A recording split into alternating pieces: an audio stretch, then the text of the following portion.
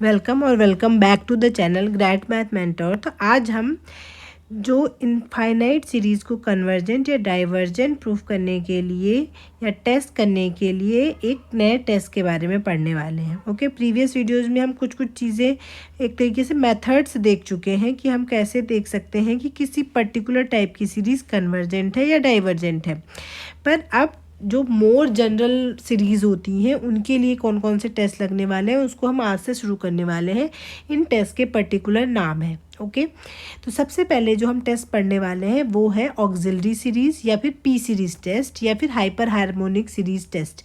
ये कहते हैं, बेसिकली नाम में क्या जुड़ा होता है, पी सीरीज़ टेस्ट, आप ऐसा बोलते हैं इसमें। ओके, तो सबसे पहली चीज़ जो आपको याद रखनी है कि जितने भी हम ये टेस्ट पढ़ने वाले हैं, ठीक है, ये सारे ही टेस्ट पॉजिटिव सीरीज़ के लिए या फिर नॉन नेगेटिव सीरीज़ के लिए हैं। ठीक है, पॉजिटिव सीरीज़ के लिए ही टेस्ट है। अगर कोई सीरीज़ ऐसी है जिसमें कुछ टर्म पॉजिटिव, कुछ टर्म नेगेटिव, कुछ टर्म प्लस, कुछ टर्म माइनस साइन के साथ है, तो उस सीरीज़ के लिए ये जितने भी ये वाला टेस्ट और आने वाले वीडियोस में, जब तक मैं मेंशन नहीं करती अलग से कि इसमें इस टाइप के क्वेश्चन सॉल्व हो रहे हैं, तब तक ऑलमोस्ट 7 to 8 टेस्ट हम आगे तक पढ़ेंगे। उन सारे ही टेस्ट में तभी एप्लीकेबल होंगे वो सारे टेस्ट जब सीरीज़ पॉजिटिव सीरीज़ है या series of non negative terms की सीरीज़ है। तो ये हमेशा ध्यान रखना है कि कोई सीरीज़ दी हुई है, वो सीरीज़ कौन सी कैटेगरी में पढ़ रही है। ये नहीं कि आपने सीधे टेस्ट लगाना शुरू कर दिया। आप पहले देखेंगे क्या ये जो टेस्ट आप लगाने जा रहे हैं इसमें एप्लीकेबल है, यानी कि क्या ये सीरीज़ के सारे टर्म्स पॉजिटिव है। बस छोटा सा स्क्रीनिंग टेस्ट है कि सारे टर्म्स आपके पॉजिटिव होने चाहिए। बस आप ये टेस्ट जो है वो अप्लाई कर सकते हैं। ओके, तो सबसे पहले समझ लेते हैं पी सीरीज़ होती क्या है। तो कोई भी सीरीज़ अगर इस टाइप की है 1/n⁻⁴, जहाँ पे पी कोई भी रियल नंबर हो सकता है, पॉजिटिव नेगेटिव कुछ भी हो सकता है, उसके बेसिस पे ये फिक्स्ड होगा। ठीक है, पी कुछ भी फिक्स नंबर होगा और आपको चेक करना है कि 1/n⁻⁴ टाइप की सीरीज़ कन्वर्जेंट कब होती है और डाइवर्जेंट कब होती है। अगर मैं इसको इसे एक्सप्रेस करूं तो आपको पता है n की वैल्यू 1 से लेकर इन्फिनिटी तक होती है। तो एक्सप्रेस करने के बाद n की जगह 1 लगाएंगे तो 1/1 बनेगा, फिर 1/2 बनेगा, 1/3 बनेगा, 1/4 बनेगा और सो ऑन ऐसे ही चलता जाएगा।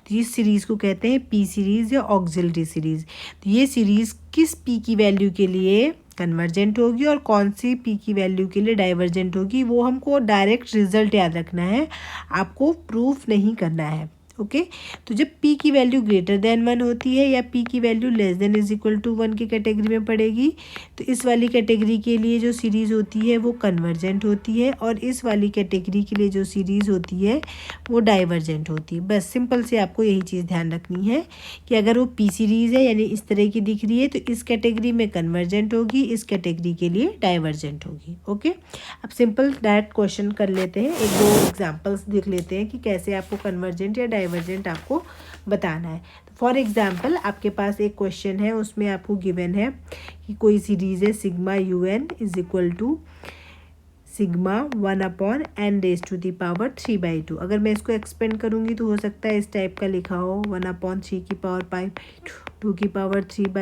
प्लस का 1/3 प्लस का सो ऑन। तो आप उसे क्या लिख देंगे 1/n⁻⁵/2 और n = 1 to ∞। तो ये कैसी सीरीज़ हो गई, पी सीरीज़ हो गई। अगर आप इसको पी सीरीज़ यानी कि 1/n⁻⁵ से कंपेयर करते हैं तो पी की वैल्यू क्या है यहाँ पे 3/2, जो कि किससे बड़ी है, 1 से बड़ी है। अगर ये 1 से बड़ी है तो कौन सी कैटेगरी में फॉल करेगी, कन्वर्जेंट वाली कैटेगरी में फॉल करेगी। तो यानी कि ये सीरीज़ कैसी सीरीज़ हो जाएगी, कन्वर्जेंट हो जाएगी। बस आप क्या लिखेंगे, सिंपल, बहुत आसान है, n⁻⁵/2। आपने देखा पी की वैल्यू कितनी है, 3/2 है, जो कि 1 से बड़ी है, तो सीरीज़ कैसी हो जाएगी, कन्वर्जेंट हो जाएगी। ठीक है, और बाकी पॉजिटिव टर्म्स की तो है ही, देखिए कहीं पे प्लस माइनस का तो कुछ जिक्र नहीं है, सारे टर्म्स पॉजिटिव ही हैं। तो आप इस पी सीरीज़ को कहेंगे कि ये बाय पी सीरीज़ टेस्ट ये कन्वर्जेंट है। इसी तरीके से और एक एग्जांपल ले लेते हैं। मान लीजिए आपके पास कोई सीरीज़ है sigma 1/n⁻⁴ n raise to the power half है सपोज, ठीक है। तो फिर से आप कंपेयर करेंगे, आपको पता चल रहा है इसमें जो सीरीज़ है n raise to the power half में, यानी कि p से कंपेयर करेंगे तो p इज इक्वल टू कितना है 1/2 है। तो फिर से बाई p सीरीज टेस्ट आप मेंशन हमेशा करेंगे कि कौन सा टेस्ट से आपने कन्वर्जेंट या डाइवर्जेंट कहा है।